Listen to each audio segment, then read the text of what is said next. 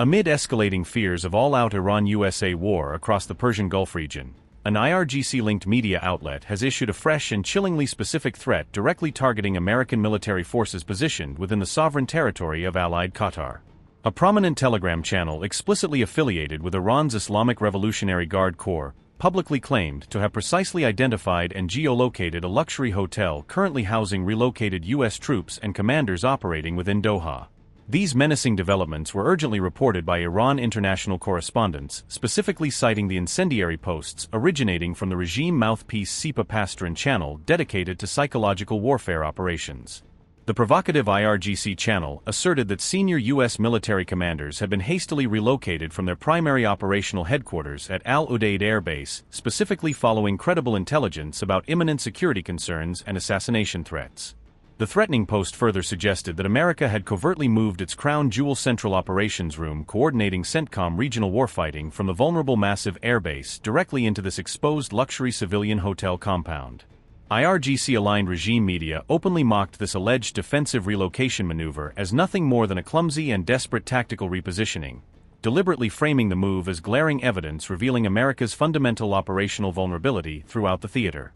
The menacing message also delivered explicit warnings declaring that hastily relocating critical military assets into densely populated civilian areas provides absolutely zero protection whatsoever against inevitable and precisely targeted Iranian ballistic missile retaliation campaigns. By publicly naming and doxing the specific Sheraton Hotel Grand Doha through satellite imagery and street view analysis, the IRGC brazenly signaled sophisticated real-time surveillance capabilities precisely calibrated to deter and expose U.S. interventionist preparations.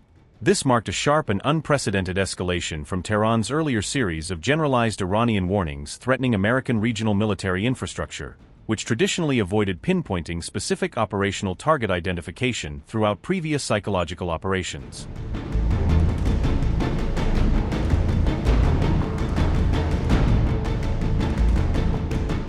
Al-Udeid Air Base, positioned in the Qatari desert, remains the largest and most strategically vital U.S. military facility throughout the entire Middle East, accommodating 10,000 personnel alongside B-52 bombers and F-35 squadrons just 300 kilometers from Iranian missile fields.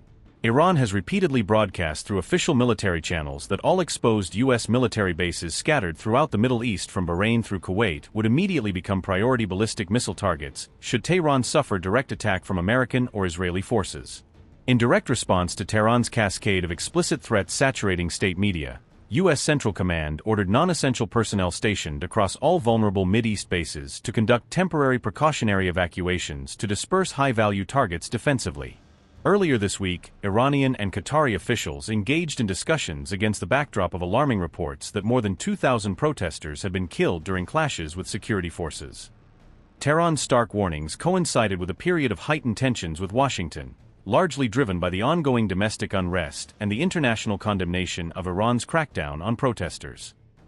Amid Iran's unprecedented public threat specifically targeting U.S. allies hosting coalition bases, key Arab states successfully prevented imminent American attack plans against Tehran through frantic backchannel diplomacy, according to Wall Street Journal Repo.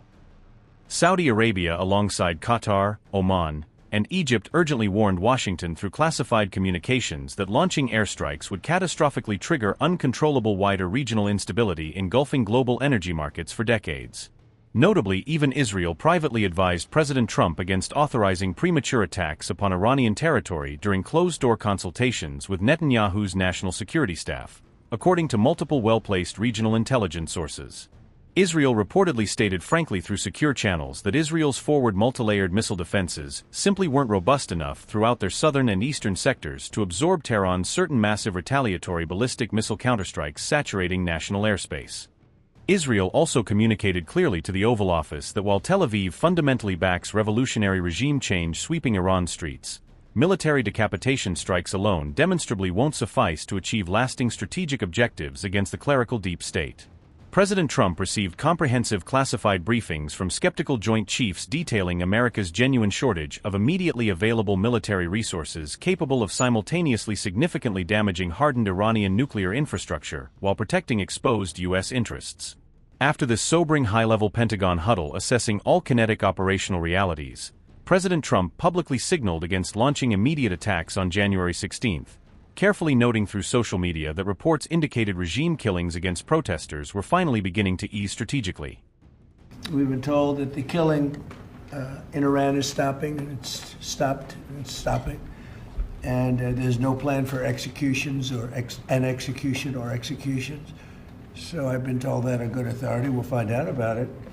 I'm sure if it happens, we'll all be very upset, including you will be very upset, but that's just gotten to me, some information that the killing has stopped, that the executions have stopped. They're not going to have an execution, which a lot of people were talking about for the last couple of days. Today was going to be the day of execution.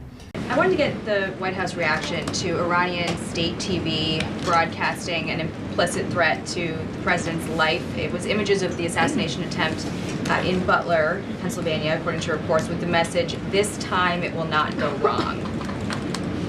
I have not seen that, to be honest with you, Jackie. We'll take a look, and I'll let the president and his national security team examine that footage to ensure its legitimacy. Again, I haven't seen it, so I can't comment on it.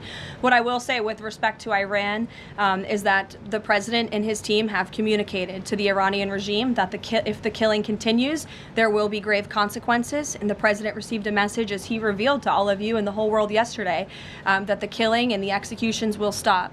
And the president understands today that 800 executions that were scheduled and supposed to take place yesterday were halted. And so the president and his team are closely monitoring this situation, and all options remain on the table for the president. Netanyahu encouraged him against strikes. Look, it's true that the president spoke with Prime Minister Netanyahu, but I would never detail details about their conversation without giving the expressed approval by the president himself. Two quick questions on Iran. I wanted to ask first, just if you can say, how close was the president to potentially launching strikes last night, and was it the Gulf states that convinced him not to do that, as some of the region there have said? Well, look, Kelly, I know there's been a lot of speculation in the media about what the president is going to do at any given moment or any given night. And I would say a lot of these stories, to be honest with you, I've been reading them, and they've been based on anonymous sources who are pretending or guessing to know the president's thinking. The truth is, only President Trump knows what he's going to do, and a very, very small team of advisors are read into his thinking on that. And as I just told you, he continues to closely monitor the situation on the ground in Iran.